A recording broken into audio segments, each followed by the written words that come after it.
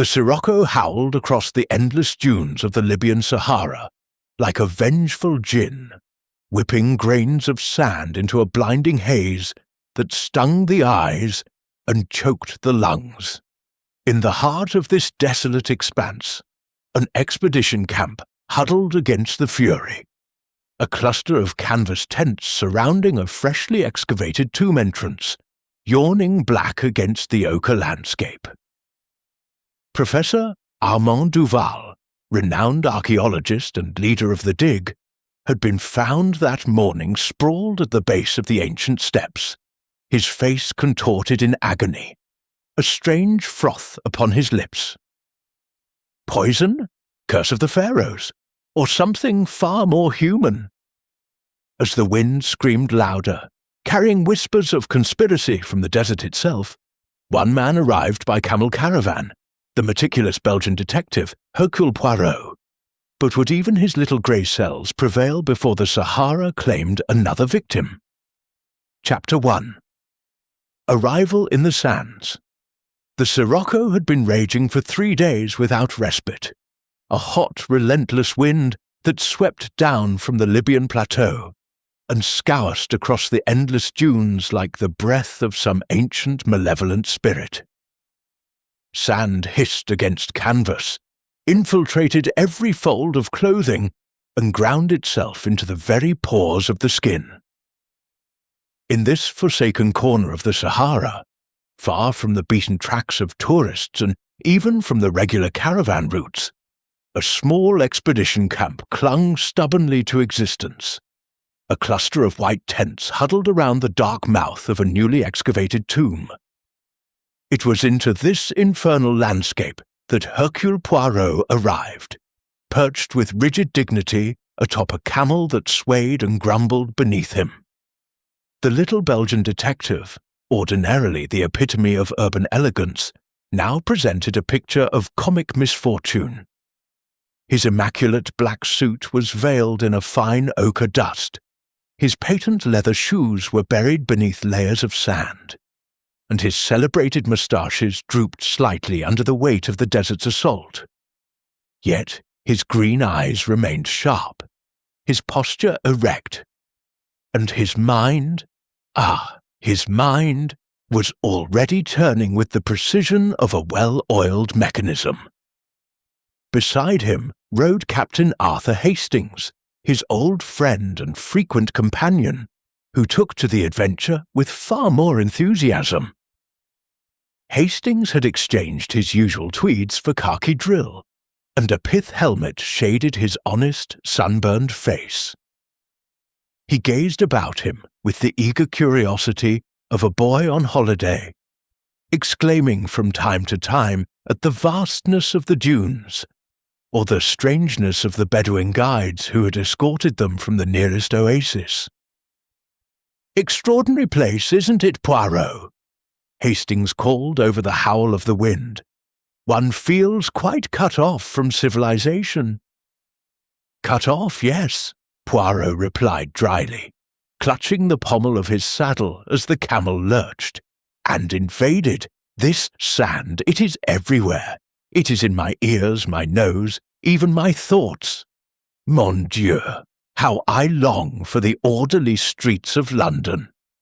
Their journey had begun with an urgent telegram received at Shepherd's Hotel in Cairo only a week earlier. The message, signed by a Miss Evelyn Harrington, had been brief and dramatic. "Professor René Duval, found dead. Circumstances suspicious. Your immediate presence requested. Expedition camp, Ptolemaic tomb, central Libyan desert." Poirot, who had been contemplating a quiet Nile cruise, had hesitated only briefly. A mysterious death in an isolated setting, with a limited circle of suspects, such things were irresistible to the little grey cells. Now, as the camp came fully into view, Poirot observed it with keen attention. There were 6 large tents arranged in a rough square around the excavation site. A dining tent, sleeping quarters, a laboratory tent for artifacts, and storage. Camels knelt in a line beyond, grumbling softly, while a dozen Egyptian workers and Bedouin labourers moved about their tasks with the stoical patience of men born to the desert. At the centre yawned the tomb entrance, a square black hole cut into the sandstone, flanked by piles of freshly removed rubble and a wooden winch for lowering equipment. A small group awaited them at the edge of the camp. First to step forward was a tall, elegant woman in her early 30s, dressed in fashionable jodhpurs and a silk blouse that somehow remained pristine despite the conditions. Her fair hair was drawn back beneath a wide-brimmed hat, and her face, though pale with strain, was strikingly beautiful. "Monsieur Poirot," she said in a cultivated English voice, extending a gloved hand, "I am Evelyn Harrington. Words cannot express my gratitude that you have come." Poirot bowed with courtly grace. "Mademoiselle, it is my pleasure to be of service. Permit me to present my friend Captain Hastings." Hastings shook hands warmly, murmuring conventional sympathies. Behind Miss Harrington stood the remaining members of the expedition party, each regarding the newcomers with a mixture of hope, curiosity, and barely concealed unease. There was Dr. Marcus Riley, a lean Irishman with sharp features and restless dark eyes, who introduced himself as Professor Duval's assistant and medical officer. His handshake was brief, his gaze assessing. Next came Miss Lydia Beaumont, a slender young woman of perhaps 22, with soft brown curls escaping her scarf and wide, frightened eyes. She was introduced as the expedition's secretary and photographer. Finally, Colonel Rathbone, retired Indian Army, bristling moustache, weather-beaten face, and a ramrod stance that spoke of long years of command. He greeted them with military curtness. As they moved toward the largest tent, which served as both dining and meeting area, Miss Harrington spoke in a low, hurried voice. "Professor Duval was found yesterday morning at the foot of the tomb steps. He had gone down alone the previous evening to examine a new inscription we had uncovered. When he did not appear for breakfast, Dr. Riley went to look for him and found him dead." "Cause of death?" Poirot inquired softly. Dr. Riley answered before Miss Harrington could speak. "Heat stroke, almost certainly, complicated by exhaustion. The professor was not a young man, and he had been working ferociously hard. The Sirocco makes conditions particularly trying." Poirot's eyes gleamed. "Yet you telegraphed for me, mademoiselle. You do not accept this explanation." Miss Harrington hesitated, glancing at the others. "There were certain details that troubled me. His face, it was contorted in a way I have never seen with heat stroke. There was a strange white froth at the corners of his mouth. And his coffee cup from the night before still held a residue that smelled odd." "Poison?" Hastings blurted. Riley's lips tightened. "Highly unlikely. There is nothing poisonous in camp except my medical supplies, which are locked away. Besides, who would wish to harm Armand Duval? He was respected, even loved." "Respected, perhaps," murmured Colonel Rathbone gruffly. "But the professor had a sharp tongue when it came to academic rivalry. And this dig, it has attracted attention. Rumours of a major find. An amulet of great antiquity, possibly Ptolemaic royalty. Worth a fortune." Inside the tent, they gathered around a folding table laid with tepid lemonade. Poirot accepted a glass but did not drink. His gaze travelled slowly over each face, noting the strain beneath the civility, the quick glances exchanged, the small signs of tension. Miss Beaumont's trembling fingers, Dr. Riley's impatience, Colonel Rathbone's watchful stillness, Miss Harrington's controlled grief. "Tell me, if you please," Poirot said at last, "about the professor's discoveries. This amulet, has it been found?" "Not yet," Miss Harrington replied. but Armand was certain it lay in a hidden chamber beyond the main burial room. He had deciphered part of an inscription warning of a curse upon those who disturb the rest of the queen who wears the eternal flame. He laughed at it, of course, but others did not. "Superstitious nonsense," Riley snapped. "The local workers are terrified. Half of them want to abandon the dig." "And there have been incidents," Colonel Rathbone added heavily. "Tools misplaced, a scorpion found in one of the tents, shadows seen moving near the tomb at night. Bedouin raiders, perhaps?" Poirot leaned forward. "And on the night Professor Duval died, did anyone hear or see anything unusual?" A silence fell, broken only by the endless moan of the wind. At length Miss Beaumont spoke, her voice barely above a whisper.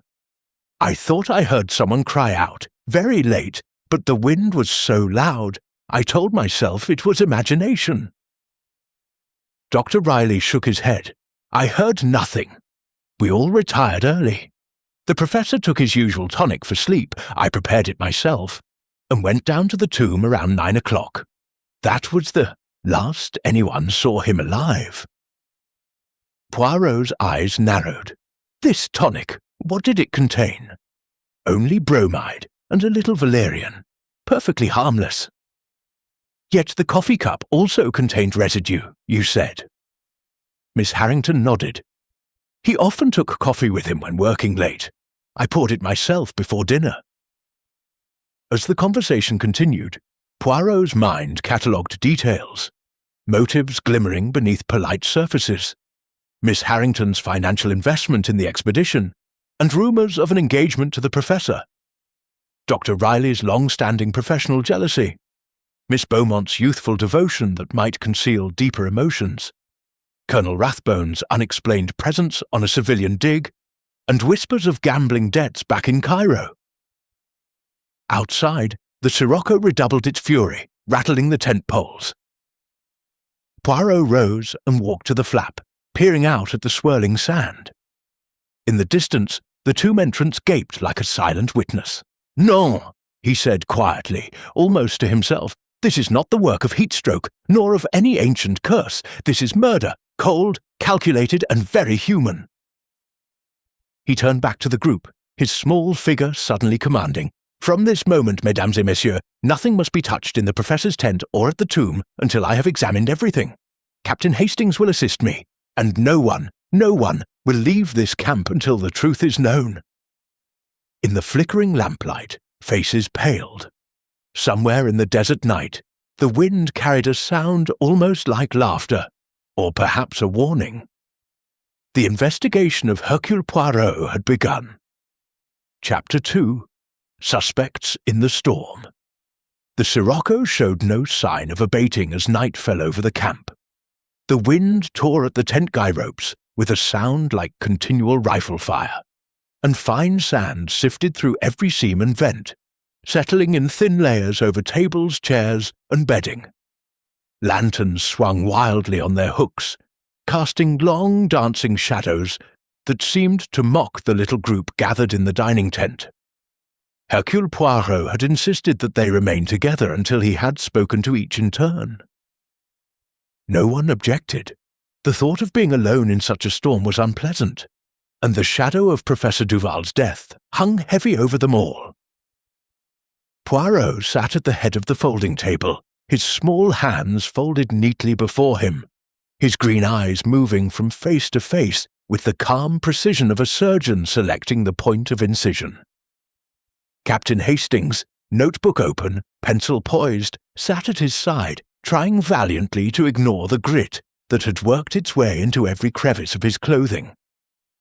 "Mesdames et messieurs," Poirot began, his voice clear and carrying despite the gale outside, "it is necessary that I understand each of you, your relations with the late Professor Duval, and your movements on the night of his death.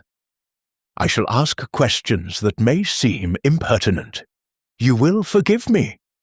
In matters of murder, delicacy is a luxury we cannot afford."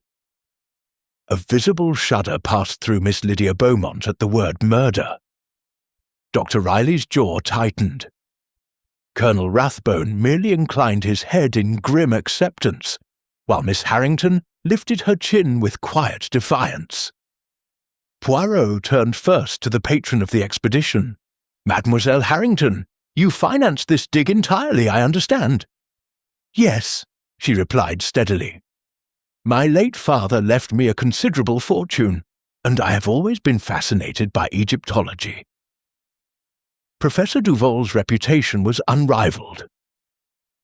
When he approached me with the proposal for this site, a little-known Ptolemaic tomb that had escaped the attention of the major expeditions, I could not resist. The possibility of discovering the amulet of the eternal flame. Her voice trailed away, and for a moment genuine sorrow softened her features. Armand believed it would rewrite chapters of history. "And personally?" Poirot asked gently. "There were rumours in Cairo of an engagement." Miss Harrington coloured faintly. "We had discussed marriage, yes. Nothing was formally announced. Armand wished to wait until the amulet was safely in our hands. He said it would be our talisman for a happy future." Hastings glanced up, touched by the quiet emotion in her voice. Poirot, however, remained impassive. "You poured the professor's coffee on the fatal evening." "I did. We all dined together at 8. Afterwards, Armand said he intended to work in the tomb. I made fresh coffee and took it to his tent myself. He was already preparing his lamps and notebooks." "And you noticed nothing unusual?" "Nothing. He was excited, almost elated, about a new fragment of inscription he had uncovered that afternoon." Poirot nodded and turned to Dr. Marcus Riley. "Monsieur le Docteur, you prepared the professor's nightly tonic, you said?" Riley met his gaze without flinching. "I did. Duval suffered from mild insomnia, brought on by overwork. A simple bromide draught helped him sleep. I mixed it fresh each evening from my medical stores. These stores, are they kept under lock?" "Always. The cabinet in my tent is padlocked. Only I have the key. And you yourself, what is your history with Professor Duval?" Riley hesitated a fraction too long. "We collaborated on several papers during my time at Trinity College, Dublin. Later, our paths diverged. There were differences of opinion on certain interpretations of Ptolemaic iconography. When he invited me to join this expedition as assistant, I accepted. Professional advancement, you understand." Poirot's moustaches twitched. Differences of opinion, sharp enough perhaps to be called rivalry? Riley's dark eyes flashed. "Academic rivalry, yes, nothing more. I admired the man's brilliance even when I disagreed with him." Miss Beaumont, who had been staring at her clasped hands, suddenly spoke in a small, aigu voice. "Professor Duval could be very cutting when he believed someone was wrong. He humiliated Marcus in front of the workers only last week." Riley shot her a warning glance, but the damage was done. Poirot's interest quickened. "Continue, mademoiselle." Lydia Beaumont flushed deeply. "It was nothing. A disagreement over the dating of a Shabti figure. The professor accused Marcus of carelessness. Marcus was furious, but it passed." Poirot turned to the young woman fully now. "And you, Miss Beaumont? Your position here?" "I was engaged in London as secretary and photographer. My father knew Miss Harrington socially. I am competent with a typewriter and a camera, and I wished to see Egypt." She attempted a smile that failed. "It has been more adventurous than I expected. You were fond of Professor Duval?" She looked down again. "He was kind to me, encouraged my interest in hieroglyphs, taught me to read some simple inscriptions." "More than kind, perhaps?" Poirot suggested softly. The girl's head jerked up. "No, there was nothing improper. He was old enough to be my father." Colonel Rathbone cleared his throat noisily, as though to end an embarrassing topic. Poirot swivelled towards him. "Mon Colonel, your presence on a scholarly expedition is unusual, non?" Rathbone shrugged broad shoulders. "I've spent half my life in deserts. India, Mesopotamia, Egypt. Duval wanted someone who understood logistics, security, dealing with the local tribes. Bedouin raiders are still a nuisance in these parts, and frankly, Poirot, a man in my position, retired on half pay, welcomes extra income. Gambling debts, perhaps," Poirot murmured. The Colonel's face darkened. "I don't know who's been gossiping in the Cairo clubs, but yes, I play cards. A gentleman's pastime. Duval advanced me a small loan against future salary. Nothing sinister." Poirot leaned back, steepling his fingers. "So, we have motives in abundance. Love, money, professional jealousy, debt, and opportunity, during a storm that masked all sound. The professor descends alone to the tomb at 9 o'clock. No one follows, supposedly. Yet by morning he is dead at the foot of the steps, face contorted, froth upon the lips, poison, almost certainly. Dr. Riley protested again. I examined the body. There were no puncture marks, no signs of violence. If it was poison, how was it administered?" "That," said Poirot, "is what I intend to discover." He rose and moved to the tent flap, peering out into the whirling darkness. "Captain Hastings and I will now examine the professor's tent and the tomb entrance. I suggest you all remain here. The wind is dangerous tonight." As Poirot and Hastings stepped into the storm, bent almost double against the blast, a sudden sharp cry rang out from the far side of the camp. Miss Beaumont's voice, high and terrified. They turned to see her stumbling from her own small tent, lantern swinging wildly. "It's been searched," she gasped, reaching them. "Everything turned over, and this was left on my pillow." She held out a scrap of paper. In crude block letters, scrawled in pencil, were the words, "The Sirocco carries death. Cease the dig or join the professor." In the flickering light, Poirot's eyes gleamed brighter than the lantern. The game, it seemed, had taken a more menacing turn. Chapter 3. Whispers of the Wind. The morning after the discovery of the threatening note brought no relief from the Sirocco. If anything, the wind had intensified, transforming the desert into a churning sea of sand that reduced visibility to a few yards and turned every movement outside the tents into a battle against suffocation. The Egyptian workers huddled in their own encampment, muttering prayers and refusing to approach the tomb. Even the camels groaned restlessly, turning their backs to the gale. Hercule Poirot, however, was undeterred. Wrapped in a voluminous Arab burnous that he had borrowed from one of the Bedouin guides, and which sat most incongruously upon his neat person, he insisted on examining the tomb immediately after a hurried breakfast. "Mon ami Hastings," he declared, raising his voice above the howl, "the storm is our enemy, yes, but also our ally. It preserves footprints poorly, but it also prevents interference. Come, we descend!" Captain Hastings, muffled to the eyes in a scarf, followed gamely as they fought their way across the camp to the excavation site. The square black mouth of the tomb gaped before them, partially sheltered by a canvas awning that flapped wildly like a living thing. Stone steps, newly cleared of sand, led downward into darkness. Professor Duval's body had been removed the previous day and lay now in a makeshift mortuary tent, but Poirot had forbidden any further disturbance of the site.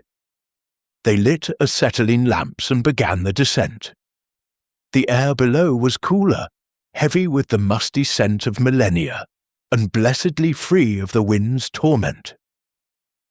The steps, 23 in all, Poirot counted meticulously, ended in an antechamber whose walls were adorned with vividly painted reliefs in the Greco-Egyptian style of the Ptolemaic period. Hastings exclaimed aloud at the beauty of the scenes, processions of gods with Greek faces wearing Egyptian crowns, offerings to a queen whose cartouche bore the name Berenike, perhaps a lesser member of the great Ptolemaic dynasty. Poirot paid little attention to the artistry at first. He was on his knees at the foot of the steps, examining the spot where Duval had been found. A faint outline in the dust still marked the position of the body. Head toward the bottom step, limbs sprawled unnaturally. "See here, Hastings," Poirot said, pointing with a gloved finger. "There are traces of a struggle. The sand here is disturbed in a small radius, as though the professor clutched at the steps in his final agony. And, look, this small glass vial, half buried, shattered, but not completely." Hastings peered closer. Fragments of thin glass glinted among the grains.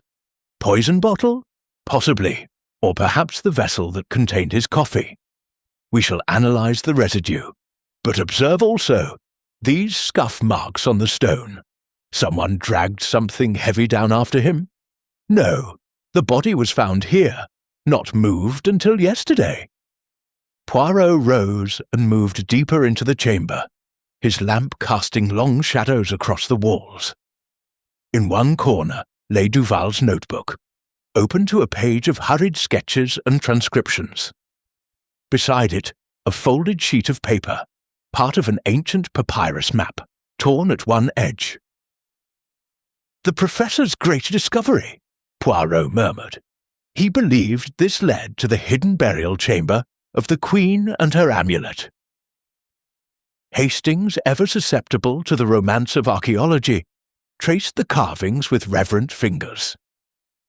"Jolly impressive, isn't it? Look at this frieze. The Sirocco depicted as a winged demon bringing vengeance upon tomb robbers. Gives one the shivers." "Superstition, Hastings," Poirot chided, though his tone was mild. "These ancient priests were masters of psychological terror. Curses inscribed to deter thieves, and very effective they remain, even today. Our local workers are convinced the professor invoked the wrath of the wind god by his desecration." "Yet you don't believe in curses." "No, I believe in human greed, jealousy, fear. The curse is a convenient mask for the murderer. Someone wishes us to think this death supernatural or accidental." They spent another hour in the tomb, Poirot measuring, sketching, collecting samples of dust and residue in small envelopes. When they emerged, blinking, into the ochre haze above, the storm had eased fractionally, enough to permit movement about the camp without total blindness. Back in the dining tent, the suspects had gathered uneasily for luncheon. The atmosphere was strained. Conversation faltered whenever Poirot or Hastings entered. Dr. Riley broke the silence first. "Find anything useful down there, Monsieur Poirot?" "Many things, Doctor. Among them, evidence that Professor Duval suspected irregularities in the expedition's affairs. He had begun to question the authenticity of certain smaller artifacts that have been, shall we say, removed from the site for cleaning in Cairo." A ripple of unease passed around the table. Colonel Rathbone's moustache bristled. "What exactly are you implying?"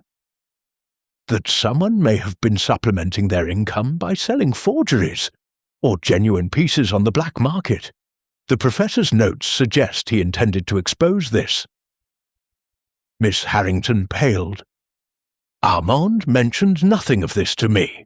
I funded the expedition honestly." "Perhaps he wished to protect you, mademoiselle. Or perhaps the forgery concerned your own collection." Riley leaned forward angrily. "This is outrageous. Duval and I argued over academic matters, yes, but smuggling. I've devoted years to legitimate scholarship."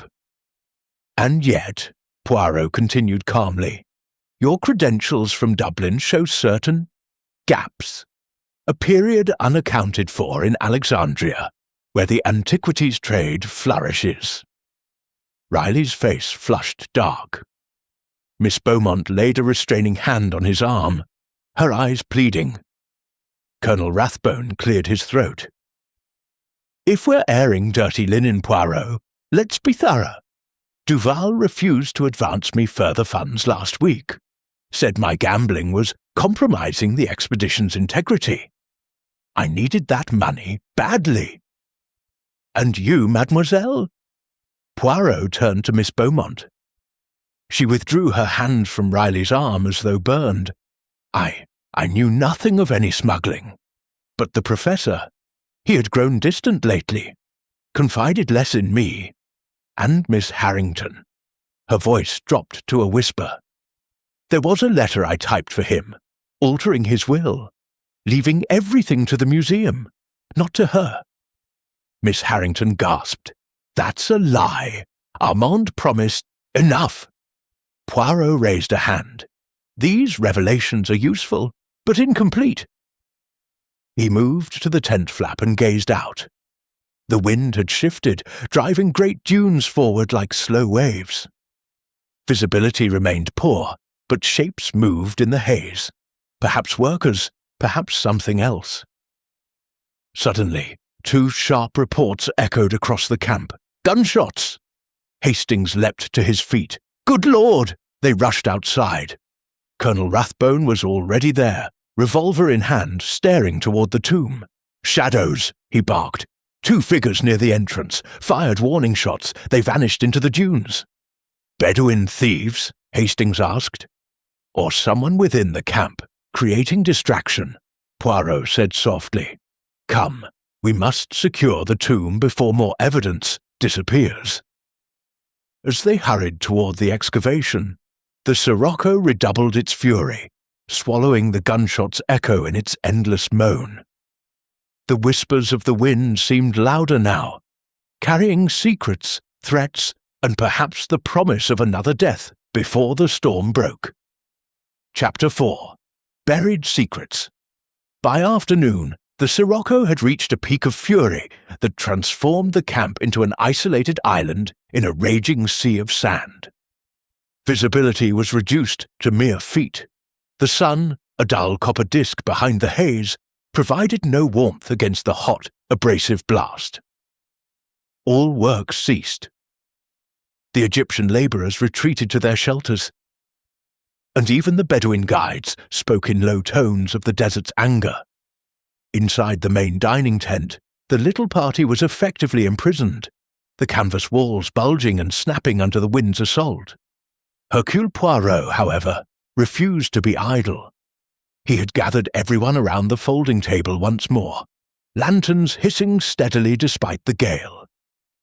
The air was thick with tension, and with sand that drifted in relentless fine streams through every crevice.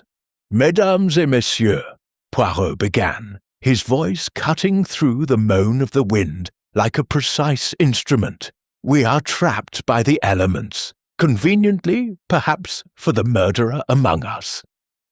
But Hercule Poirot does not yield to storms, whether of nature or of human passion. It is time for clarity." Captain Hastings sat beside him, notebook ready, his face flushed from the heat and the strain of the past days. The others shifted uncomfortably. Miss Harrington, pale but composed, Dr. Riley, eyes darting restlessly, Miss Beaumont, huddled in a shawl, her gaze fixed on the tablecloth, Colonel Rathbone, rigid as a sentinel, his hand never far from the revolver at his belt. Poirot continued, "Let us reconstruct the crime. Professor Duval dines with you all at 8 o'clock. He's in good spirits, excited by his progress in the tomb. Mademoiselle Harrington prepares his coffee and takes it to him. Dr. Riley prepares the tonic. The professor then descends alone to the tomb around 9, carrying lamp, notebook, and perhaps his cup. The Sirocco is already strong, strong enough to mask any cry, any struggle. By morning, he is dead. Poison, cyanide, I believe, from the symptoms and the residue I have analysed with the limited means at hand." Dr. Riley stirred. "But how administered?" I examined. Poirot held up a hand. "Patience, docteur. The poison was in the coffee, added after mademoiselle left it with him, or perhaps in the tonic. But more importantly, the timing. The professor died in agony at the tomb's foot, yet no one heard him over the wind. All of you claim to have retired early to your tents. All of you have alibis of solitude. Convenient, non? For in such a storm, no one ventures outside without necessity." He paused, letting the words sink in as the tent shuddered violently. Yet someone did venture out. Someone followed the professor, or met him below. Someone who knew his habits, who could approach without alarm. Miss Beaumont gave a small sob. Colonel Rathbone growled, "Get to the point, man. The point, mon colonel, is evidence. This morning, despite the storm, Hastings and I secured samples. The shattered vial, traces of cyanide, and alibis crumble under scrutiny. Mademoiselle Harrington, your shoes are remarkably clean for one who claims only brief walks in camp. Dr. Riley, your medical cabinet shows signs of forced entry, from the inside, perhaps? Miss Beaumont, the threatening note left in your tent was typed on your own machine, yet the ribbon ink does not match perfectly, suggesting an attempt to implicate you." Gasps echoed around the table. Miss Beaumont whispered, "But I didn't." "No, mademoiselle. It was planted, a red herring, like the footprints leading to the colonel's tent. Too deep, too deliberate, made after the initial disturbance. And the gunshots yesterday, fired by the colonel himself, perhaps, to create chaos." Rathbone half rose, face thunderous. "Damned insolence! Sit, please," Poirot said calmly, "for there is more. Professor Duval's notes reveal a deeper motive, a conspiracy to smuggle artifacts from this dig. Forged pieces sold in Cairo, genuine ones substituted or diverted. The professor had discovered proof, a ledger perhaps, and intended exposure. One of you, or more, stood to lose everything." Miss Harrington's composure cracked. She swayed in her chair, pressing a hand to her forehead. "I feel faint, the heat." Hastings rose solicitously, offering water. But Poirot's eyes narrowed as she sipped from her own cup. "Curious," he murmured. "That cup was prepared by Dr. Riley only moments ago. Yet mademoiselle faints so suddenly." She recovered quickly, colour returning. "It is nothing. Hysteria, perhaps." But Poirot leaned forward, sniffing discreetly. "Or a mild sedative, self-administered, to evoke sympathy or to avoid further questioning." The accusation hung in the air. Outside, a new sound rose above the wind, a deep, ominous rumble, followed by shouts from the workers. They rushed to the tent flap. Through the swirling sand they saw it. The awning over the tomb entrance had torn free, and a great cascade of sand, driven by the relentless Sirocco, was pouring down the steps like a golden avalanche. "The tomb!" cried Riley. "It's collapsing!" In moments the entrance was half buried, the dark mouth choked with dunes. Potential evidence, the hidden chamber, the professor's final discoveries, now sealed beneath tons of shifting sand. Poirot stood motionless, his small figure silhouetted against the storm. "The desert protects its secrets," he said quietly, "but it also betrays the guilty. For now, the murderer believes the evidence buried forever. A mistake, for Hercule Poirot digs deeper than any sand." As they retreated inside, the wind howled louder, as if in triumph. The trap of the storm had tightened, and with the tomb sealed, escape or further murder seemed all too possible before the Sirocco released its grip. Chapter 5. Shadows in the Dunes. The sirocco abated slightly toward evening, allowing a precarious calm to settle over the camp. The sky, for the first time in days, revealed a bruised purple hue as the sun dipped behind the endless dunes. With the tomb entrance half buried, Poirot had commandeered the workers, bribing them with extra baksheesh and assurances that the curse was mere superstition, to begin clearing the sand. By lantern light, shovels bit into the golden cascade, and slowly, laboriously, the stone steps re-emerged. Hercule Poirot stood supervising, his borrowed burnous flapping gently now, rather than raging. Captain Hastings mopped his brow beside him, grateful for the relative coolness of approaching night. "At last," Hastings said, "if we can get down there again, perhaps we'll find that hidden chamber the Professor was so excited about." "Précisément, mon ami," Poirot replied, "and perhaps the proof that Professor Duval hid before his death. The murderer believed the collapse would bury it forever, but the desert shifts and secrets rise like the dunes themselves." After 2 hours of toil, the entrance was passable. Poirot, Hastings, and a reluctant Dr. Riley descended once more, lamps casting flickering gold on the ancient walls. In the antechamber, little had changed save for a fresh layer of fine sand drifted down the steps. But Poirot moved purposefully to a section of wall that Duval had marked in his notebook, a faint seam disguised as a crack in the reliefs.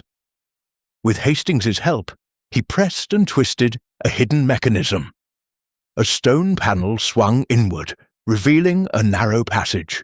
"Mon Dieu!" Hastings breathed. "The hidden chamber!" They stepped through into a small, undisturbed room. At its center, upon a low pedestal, lay the prize, a magnificent golden amulet, heavy with lapis and carnelian, depicting a winged flame encircled by Ptolemaic symbols. Even in the lamplight, it gleamed with an almost supernatural allure, the amulet of the eternal flame. But Poirot's attention was drawn elsewhere. Concealed behind the pedestal, in a niche, lay several modern wooden crates, packed with smaller artifacts, some genuine, others obvious forgeries. And beneath them, a leather-bound ledger. "The proof," Poirot said triumphantly. "Shipments to Cairo, payments received, names. Ah, yes, our conspiracy laid bare." Riley stared, face ashen. This is impossible. Duval must have discovered it only recently." "Recently enough to threaten exposure," Poirot said, "and to cost him his life." They emerged with the amulet secured in a cloth and the ledger tucked safely under Poirot's arm. Back in the camp, under the emerging stars, the news spread like wildfire. Accusations flew immediately. Dr. Riley pointed at Colonel Rathbone. "Your military connections in Cairo. The black market thrives on men like you," the colonel retorted hotly. "And your forged credentials, Riley. Everyone knows you've been peddling dubious pieces for years." Miss Harrington intervened, voice trembling. "Enough! This is madness! Armand would never have allowed." But Poirot observed silently. His little grey cells whirring, he noted the psychology. Riley's defensive anger, Rathbone's bluster, Miss Beaumont's quiet nervousness as she hovered near Riley, Miss Harrington's brittle composure. A new clue caught his eye as they secured the amulet in the laboratory tent. A brass button, encrusted with sand, lying near the spot where Duval's body had been found earlier. It matched the uniform buttons on Colonel Rathbone's khaki jacket. "Curious," Poirot murmured to Hastings. "The colonel has a full set still. This one, planted perhaps, another false trail." Hastings was posted to guard the amulet that night, seated outside the laboratory tent with a revolver. The camp settled into uneasy quiet, the wind now a mere whisper. In the small hours, Hastings dozed despite himself. A shadow moved, swift, silent. A blow to the head, and he slumped unconscious. When he awoke, groaning, the amulet was gone from its case. Panic seized him as he staggered to Poirot's tent, but Poirot, examining the scene by lantern, smiled faintly.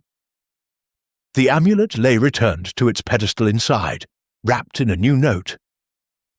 "The Sirocco reveals all. Do not pursue, or the desert will claim another." "The killer plays with us," Poirot said softly, eyes gleaming in the lamplight. "A taunt. They seek the ledger, not the amulet, but they betray themselves with each move." "The net tightens, Hastings. Tomorrow we shall see who flinches first." In the vast silence of the desert night, the shadows seemed to watch and wait, as another thread of the conspiracy prepared to unravel. Chapter 6. The Gathering Storm. The following day broke with an ominous stillness. The Sirocco, after days of unrelenting fury, had dropped to an uneasy murmur, as though the desert itself were holding its breath. A low haze of suspended sand still veiled the sky, turning the light a sullen amber. But for the first time the camp could move freely. Workers resumed clearing the last drifts from the tomb steps. Camels were watered and fed. The air carried the faint scent of impending rain, an almost unheard-of phenomenon in this region. Hercule Poirot, however, allowed no one the luxury of relief. At mid-morning, he summoned the entire party to the dining tent and declared with quiet authority that the time for half-truths was over. "Mesdames et messieurs," he began, standing at the head of the table like a small, impeccably dressed general. "The desert has granted us a brief respite. We shall use it. Tonight perhaps the wind will rise again. Before it does, Hercule Poirot will have the truth." Captain Hastings, seated to his right, felt the familiar thrill of anticipation. He had seen that calm, almost feline assurance in his friend many times before the final unmasking. Poirot continued, "We know now that Professor Duval was poisoned with cyanide. Swift, silent, deadly. We know the poison was introduced either in his coffee or his tonic on the night he died. We know he had discovered a conspiracy to smuggle and sell artifacts from this very tomb.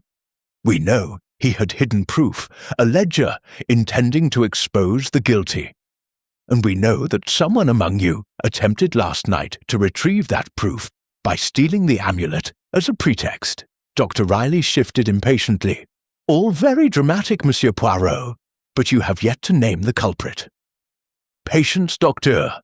The little grey cells demand order and method. Let us examine alibis once more, with the precision they deserve." He turned first to Riley. "You, monsieur, had sole access to cyanide in your medical stores. You prepared the tonic.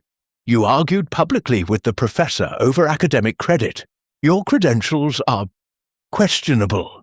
Motive and opportunity appear overwhelming." Riley's face darkened, but he said nothing. Poirot's gaze moved to Colonel Rathbone. "You, mon colonel, have heavy gambling debts. You have connections in Cairo useful for disposing of antiquities. A button from your jacket was found near the body, conveniently, perhaps, for misdirection. You fired shots at shadows that no one else saw. You needed money urgently." Rathbone's hand tightened on the arm of his chair, but he remained silent. "To Mademoiselle Beaumont," Poirot continued more gently. "You typed letters, took photographs, had access to all correspondence. A threatening note appeared in your tent, typed on your own machine. Yet the ribbon did not match. A forged love letter implicating you in an affair with the professor was planted among his papers. Someone wished you to appear guilty, or at least frightened into silence." Miss Beaumont's eyes filled with tears, but she lifted her chin bravely. "And finally, Mademoiselle Harrington." Poirot's voice softened further. "You financed the expedition. Rumours of marriage linked you intimately to the victim. Professor Duval had recently altered his will, cutting you out in favour of the museum. The ledger shows large payments to an account in your name. You poured the coffee that night. Your shoes remained suspiciously clean despite the storm. You fainted yesterday, perhaps from a self-administered sedative, to avoid questioning." Miss Harrington met his gaze steadily, though her gloved hands trembled. "Everything I did was for Armand and for science. No, mademoiselle, some things were for profit." A heavy silence fell. Outside, the wind began to stir again, rattling the tent flaps like warning fingers. Poirot resumed. "There are red herrings in abundance. The ancient curse, the threatening notes, the planted button, the forged letter, the gunshots, the theft of the amulet, all designed to confuse, to spread suspicion evenly, to make the death appear supernatural or accidental. But one fact stands out above all others." He paused, letting the tension build. During the height of the Sirocco, when the wind was loudest and sand penetrated every tent, one tent alone showed significantly less dust on its floor and furnishings the morning after the murder. Only one person could have been absent for a considerable period without the desert betraying them. All eyes turned instinctively to Miss Harrington. Her tent had been the cleanest. She rose slowly, face pale but composed. "You cannot prove—" At that moment, the lanterns flickered violently as a new gust swept through the camp. The electric generator, primitive and unreliable, sputtered and died, plunging the tent into sudden darkness. A gasp, a shuffle of feet, the scrape of a chair overturned. "Stay where you are!" Poirot's voice rang out sharply. Hastings fumbled for matches, struck one. In the brief flare, he saw a shadowy figure lunge toward the tent flap, a glint of steel in the hand. Poirot moved with surprising speed for so small a man. He caught the assailant's wrist, twisted sharply. A knife clattered to the ground. The match died. Darkness returned for a heartbeat until Hastings managed to relight a lantern. Colonel Rathbone stood disarmed and breathing heavily, Poirot's grip still on his arm. "Mon Colonel," Poirot said quietly, "you are impulsive, but you are not the murderer. You sought only to silence me before I named your accomplice." Rathbone glared, but the fight had gone out of him. The wind outside rose to a low moan, as though the desert itself were gathering strength for one final assault. Inside the tent, the suspect sat frozen, waiting for the storm, both literal and figurative, that was about to break over them all. Chapter 7. Revelations in the Dust. The lantern was relit in moments, its steady flame pushing back the brief chaos of darkness. Colonel Rathbone stood rubbing his wrist where Poirot had twisted it, his face a mixture of anger and reluctant admiration.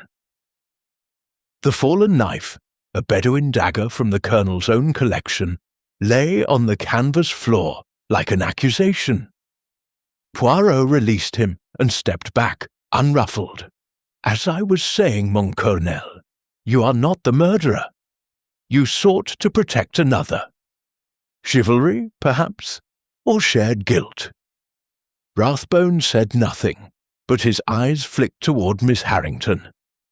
She sat very straight, hands clasped tightly in her lap, watching Poirot with the stillness of a cornered animal. Captain Hastings retrieved the knife and placed it carefully on the table. "Jolly close thing, Poirot. Another second and—" "But it did not happen, mon ami," Poirot interrupted calmly. "For the murderer does not strike in panic. The murderer plans with cold precision." He turned to Miss Beaumont, who was trembling violently. "Mademoiselle, you seized the embroidery scissors from your work bag when the lights failed, did you not? To defend Dr. Riley, whom you believed I was about to accuse." She nodded, tears spilling over. I couldn't let you arrest him. He's innocent. I know he is." "Indeed," Poirot said gently. "You have been used, mademoiselle. Someone wished you to appear guilty. Hence the threatening note in your tent, the forged love letter. But you are not the killer." He picked up the knife and addressed the group once more. "Let us return to the facts. The tent with the least sand inside after the height of the storm belonged to Mademoiselle Harrington. Only one explanation fits. She was absent for a significant period that night, long enough to follow Professor Duval to the tomb, administer the final dose of poison as he worked, and return unseen amid the gale." Miss Harrington's voice was steady, almost amused. "A clever theory, Monsieur Poirot, but proof? You have none." "Au contraire, mademoiselle, proof accumulates like the desert sand itself. The cyanide came from Dr. Riley's cabinet, yes, but the lock was forced from within the tent, not without. Someone entered his quarters during the day, when he was occupied elsewhere, and stole the vial. Your tent is adjacent. The canvas walls are thin. Opportunity." She shrugged elegantly. "Circumstantial. The ledger," Poirot continued, producing the small leather book from his pocket and laying it on the table. "Entries in your handwriting, payments for forged artifacts, dividends from sales in Cairo. Professor Duval discovered this only days before his death. He confronted you privately, threatened exposure unless the smuggling ceased." Her composure flickered. "He would never have—" "He did," Poirot said firmly, "and you could not allow it. The expedition was your investment, yes, but also your cover for a highly profitable trade in antiquities. The amulet of the eternal flame would have brought a fortune on the black market." But Duval's conscience awoke too late. He planned to return everything to the authorities, bequeathing the finds to the museum, and disinheriting you. Colonel Rathbone stirred. "That's enough, Poirot. You've said your piece, but you'll need more than theories when the authorities arrive. They are already summoned," Poirot replied quietly. "A wireless message sent yesterday via the Bedouin courier, but let us complete the picture. The colonel here became your unwilling partner.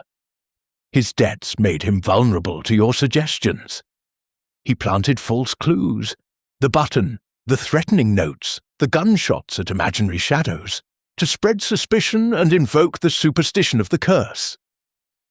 Rathbone's face crumpled. "I never meant murder, only a little profit to clear my name." Miss Harrington laughed softly.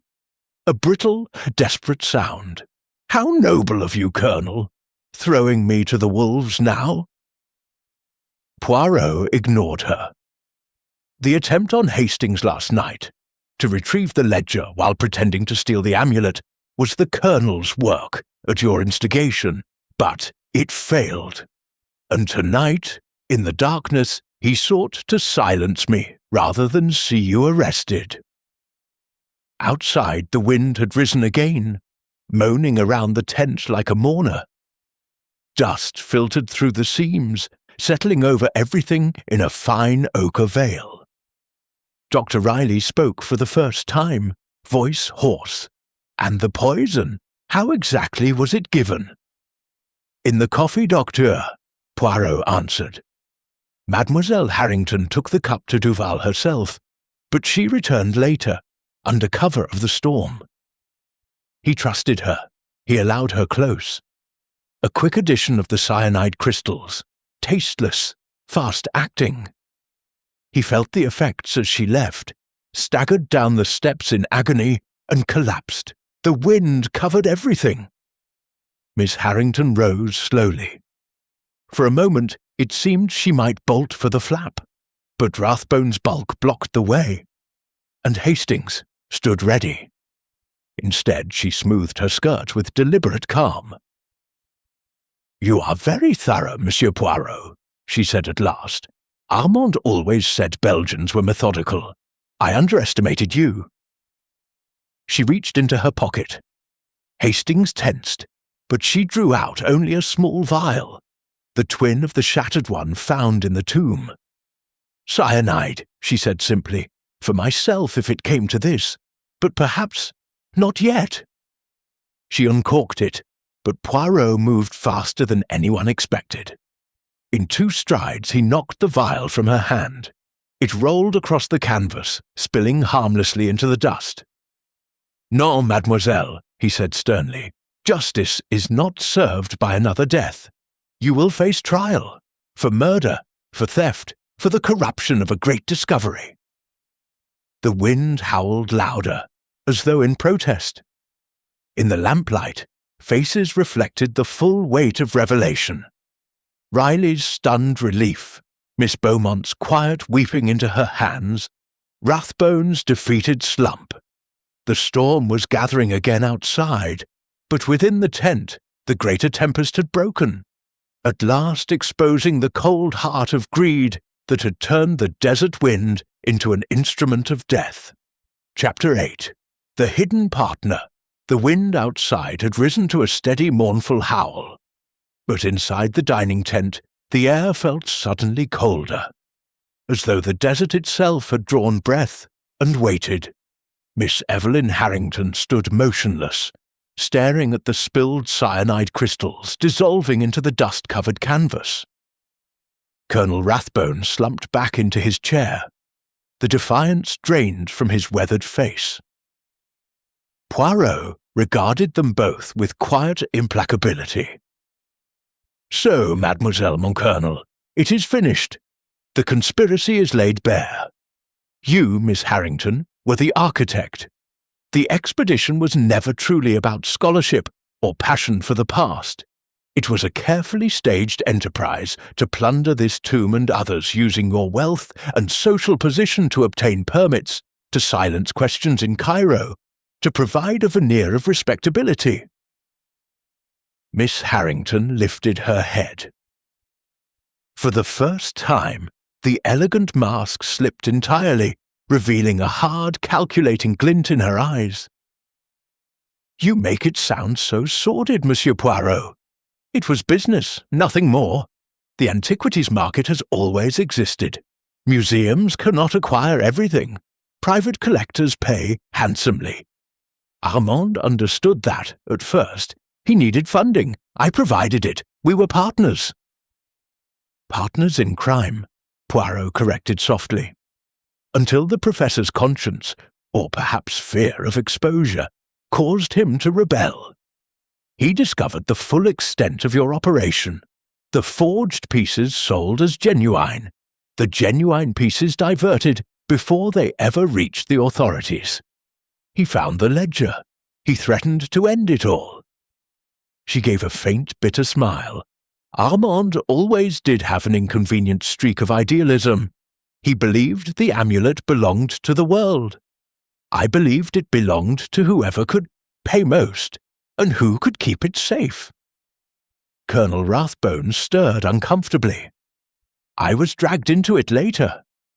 Debts from the tables in Cairo. Foolish, I admit. Evelyn offered a way out. A share of the profits for handling transport, security, the occasional distraction. I planted the notes about the curse, fired the shots at shadows, left the button.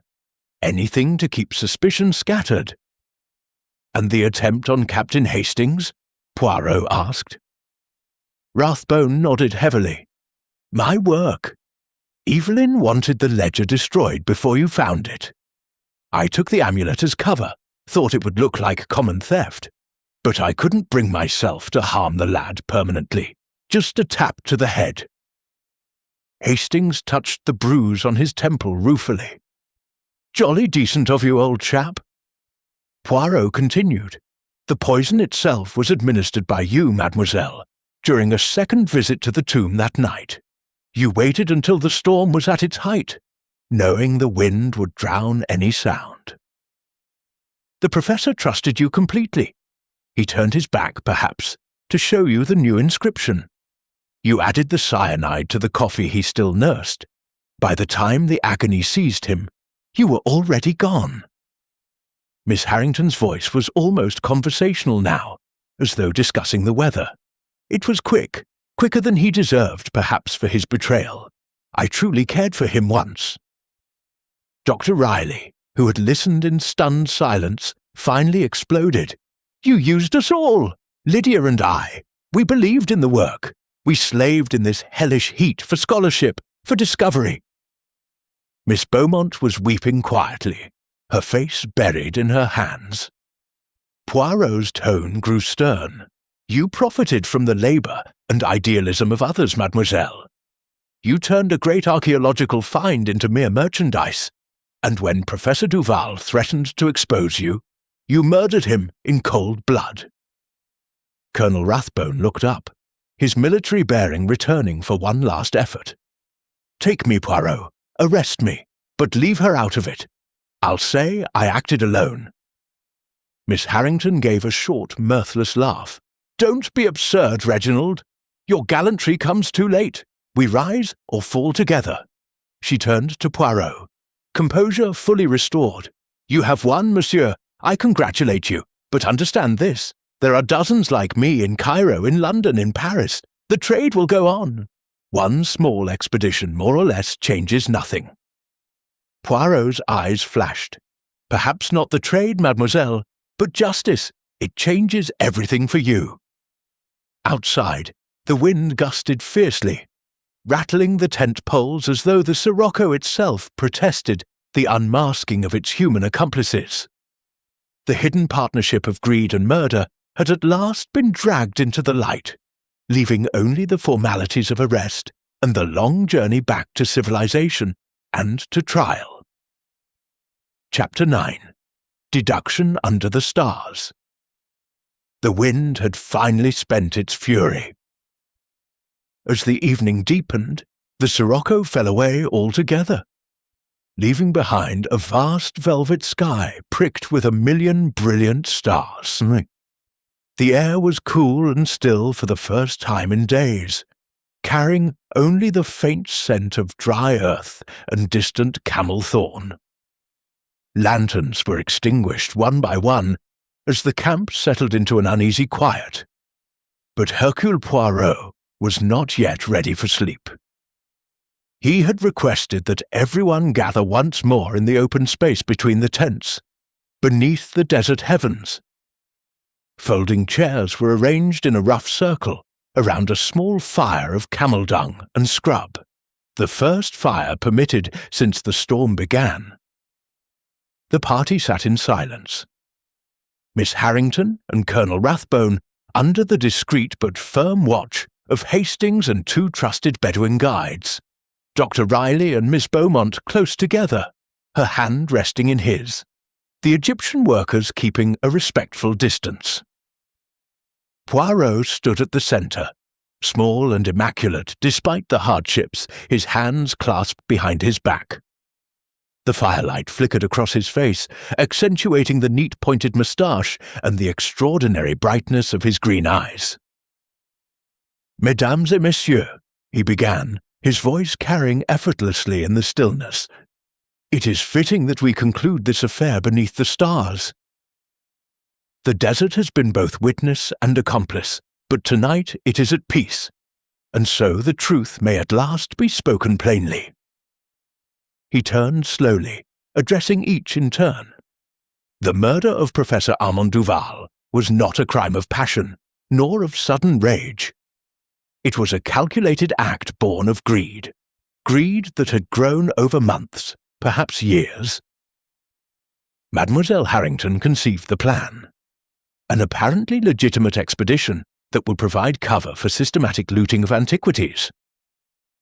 Genuine pieces diverted, clever forgeries substituted, profits divided between herself and those she drew into her net. Miss Harrington stared into the fire, her face unreadable. Colonel Rathbone joined later, compelled by debt. He provided practical assistance, transport arrangements, intimidation of curious officials, the creation of false trails. He planted the button, typed the threatening notes on Miss Beaumont's machine, fired shots at imaginary intruders, all to foster belief in raiders or an ancient curse. Rathbone nodded slowly, accepting the indictment without protest. The poison, cyanide, was stolen from Dr. Riley's stores by Mademoiselle Harrington herself. She waited until the height of the Sirocco, when the wind would mask every sound.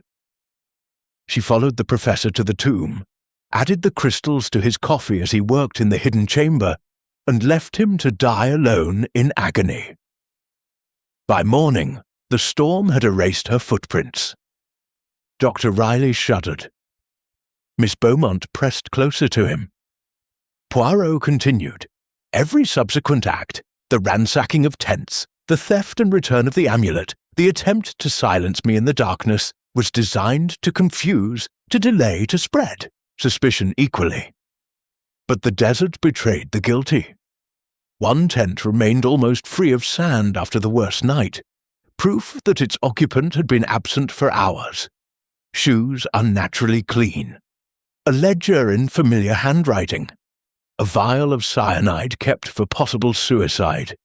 Detail upon detail, each a thread in the rope that now binds the criminals. He paused, letting the silence deepen. There were red herrings in plenty. The forged love letter implicating Miss Beaumont, the planted button pointing to the Colonel, the whispers of professional jealousy against Dr. Riley. Innocent parties were manipulated, frightened, made to doubt one another. But order and method prevail always over chaos. Miss Harrington spoke at last, her voice low but clear. You have constructed an elegant case, Monsieur Poirot. I do not deny it. Armand grew weak at the end. He would have ruined everything. I acted to protect what we had built. No, mademoiselle, Poirot replied firmly. You acted to protect only yourself. The professor sought redemption. He hid the ledger and prepared to confess. That is why you killed him. Colonel Rathbone made one final attempt at mitigation. I tried to take the blame alone. If I had succeeded in silencing you tonight, but you did not, Poirot said, and chivalry cannot erase complicity in murder. He turned to the younger couple. Dr. Riley, Miss Beaumont, you are blameless in this death, though perhaps not entirely ignorant of smaller irregularities. Your future lies elsewhere, and I believe it will be an honest one. Miss Beaumont managed a tremulous smile through her tears. Riley inclined his head in silent gratitude. Poirot addressed the group as a whole. Tomorrow, when the authorities arrive from Cairo, Mademoiselle Harrington and Colonel Rathbone will be taken into custody. The amulet of the eternal flame and all legitimate finds will be handed over to the Department of Antiquities. The smuggling ring, at least in this corner of the desert, is finished. He looked up at the brilliant canopy of stars. The ancient Egyptians believed the sky was a goddess who arched protectively over the earth. Tonight, she had seen justice done. The fire crackled softly. No one spoke. In the great silence of the Sahara, the case of the Sirocco Desert Death had reached its inexorable conclusion. Chapter 10. Resolution in the calm dawn broke over the Sahara with a clarity that seemed almost miraculous after the long days of storm. The sky was a pale, flawless blue, the dunes sculpted into perfect silent waves of gold. A faint mist rose from the cooler sand, and the air carried the clean, sharp scent of a world washed anew. In this serene light, the camp stirred to its final acts. During the night, 2 aircraft from Cairo had been sighted on the horizon, small, sturdy machines of the Imperial Airways fleet, guided by the smoke signals the Bedouin had lit at Poirot's instruction. By mid-morning, They had landed on a makeshift strip smoothed by the workers, and a detachment of Egyptian police, accompanied by an officious representative from the Department of Antiquities, had taken formal charge of the prisoners. Miss Evelyn Harrington and Colonel Rathbone were escorted aboard one aircraft without protest. She wore the same elegant composure she had maintained throughout, offering only a cool nod to Poirot as she passed. "You have been formidable, monsieur," she said quietly. "I shall remember you." Poirot bowed slightly. "And I you, mademoiselle. Remember also that crime, in the end, profits no one." Rathbone, handcuffed and subdued, paused beside Hastings. "Sorry about the crack on the head, old man. No hard feelings?" Hastings rubbed his temple with a grin. "None at all. Rather exciting, actually." The amulet of the eternal flame, carefully wrapped and sealed, was handed over to the antiquities official, along with the recovered artifacts and the incriminating ledger. The hidden chamber was photographed, measured, and temporarily resealed pending a proper scholarly expedition. Dr. Marcus Riley and Miss Lydia Beaumont stood hand in hand, watching the aircraft prepare for departure. Their faces, though weary, held the tentative glow of a future reclaimed. Riley approached Poirot. "We owe you everything, Monsieur Poirot. Without you, we might have been tangled in suspicion forever." Poirot smiled kindly. "You have only yourselves to thank, Docteur. Your innocence was evident to those who observe.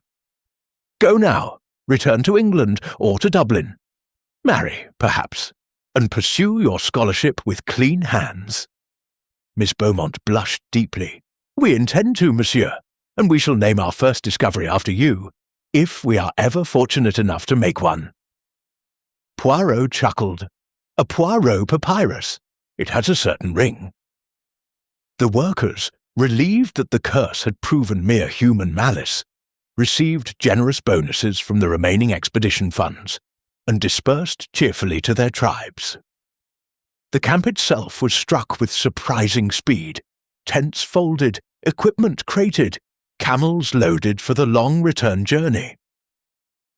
By noon, only Poirot and Hastings remained beside the second aircraft, waiting for the pilot to complete his checks. Hastings gazed out over the now empty dunes. "Extraordinary place, Poirot. Beautiful in its way. But I confess, I'm rather looking forward to a proper English tea."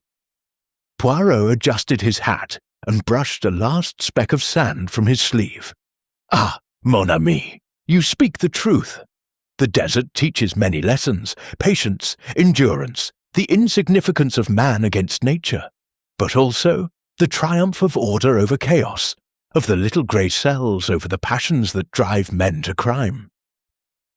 He sipped from a small thermos of tisane that Hastings had miraculously produced. The Sirocco brings death, yes, but also, in the end, clarity. The wind strips away illusion, leaves only what is real. The pilot signalled readiness. They climbed aboard, the propeller whirring to life. As the aircraft lifted into the boundless blue, the camp became a mere speck below, then vanished altogether among the dunes. Poirot leaned back, eyes half closed. "Another case concluded, Hastings, and the Sahara resumes its ancient vigil, guarding secrets older than crime itself." Far below, the desert lay calm and eternal, its sands shifting softly in the morning breeze.